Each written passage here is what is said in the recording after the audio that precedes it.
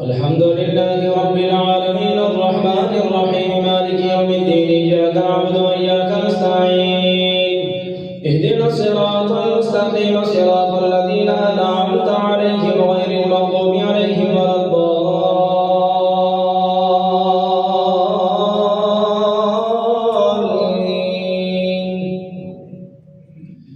وقالت اليهود عزير ابن الله وقالت النصارى المسيح ابن الله ذلك قولهم بأفواههم يضاهئون قول الذين كفروا من قبل قاتلهم الله أنى يؤفكون اتخذوا أحبارهم ورهبانهم أربابا من دون الله والمسيح ابن مريم وما أمروا إلا ليعبدوا إلها واحدا لا إله إلا هو سبحانه عما يشركون يريدون أن يطفئوا نور الله بأفواههم ويأبى الله إلا أن يتم نوره ولو كره الكافرون هو الذي أرسل رسوله بالهدى ودين الحق ليظهره على الدين كله ولو كره المشركون يا أيها الذين آمنوا إن كثيرا من الأحبار والرهبان لا يأكلون أموال الناس بالباطل ويصدون عن سبيل الله والذين يكنزون الذهب والفضة ولا ينفقونها في سبيل الله فبشرهم بعذاب أليم يوم يحمى عليها في نار جهنم فتكوى بها جباههم وجنوبهم وظهورهم هذا ما كنزتم لأنفسكم فذوقوا ما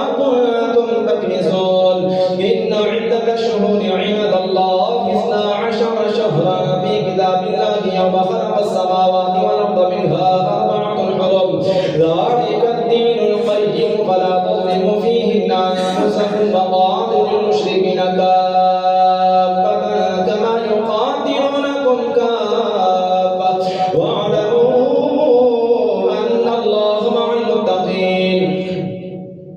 إنما النسيء زيادة في الكفر يضل به الذين كفروا يحلونه عاما ويحرمونه عاما ليواطئوا عدة ما حرم الله فيحلوا ما حرم الله زين لهم سوء أعمالهم والله لا يهدي القوم الكافرين يا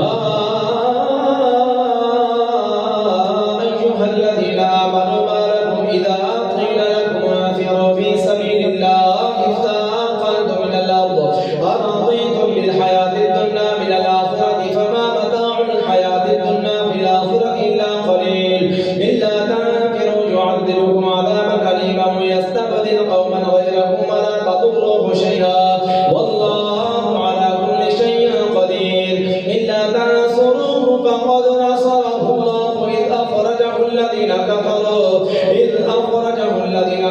ثاني اثنين إذ هما في الغار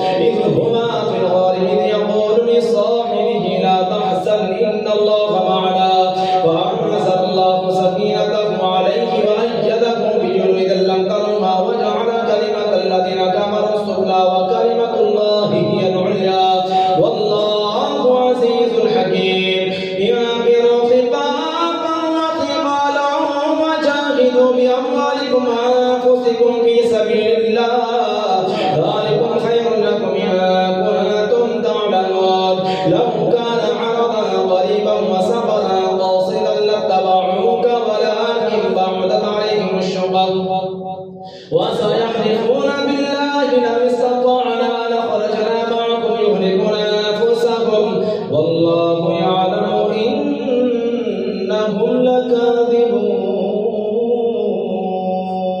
عفى الله عنك لما أذنت لهم حتى يتبين لك الذين صدقوا وتعلم الكاذبين لا يستأذنك الذين يؤمنون بالله واليوم الآخر أن يجاهدوا بأموالهم وأنفسهم والله عليم بالمتقين إنما يستأذنك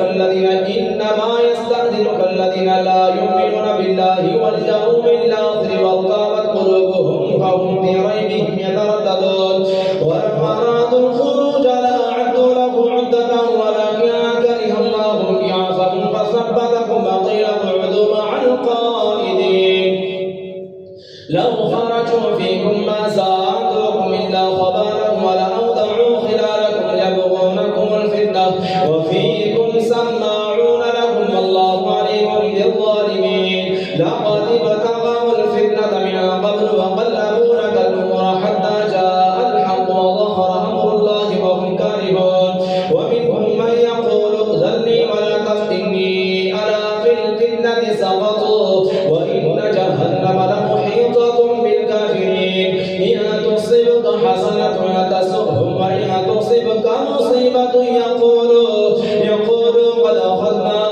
أمرنا من قبل ويتولوا وهم فرحون. قل لن يصيبنا إلا ما كتب الله لنا هو مولانا وعلى الله فليتوكل المؤمنون. قل هل تربصون بنا إلا إحدى الحسنيين ونحن نتربص بكم أن يصيبكم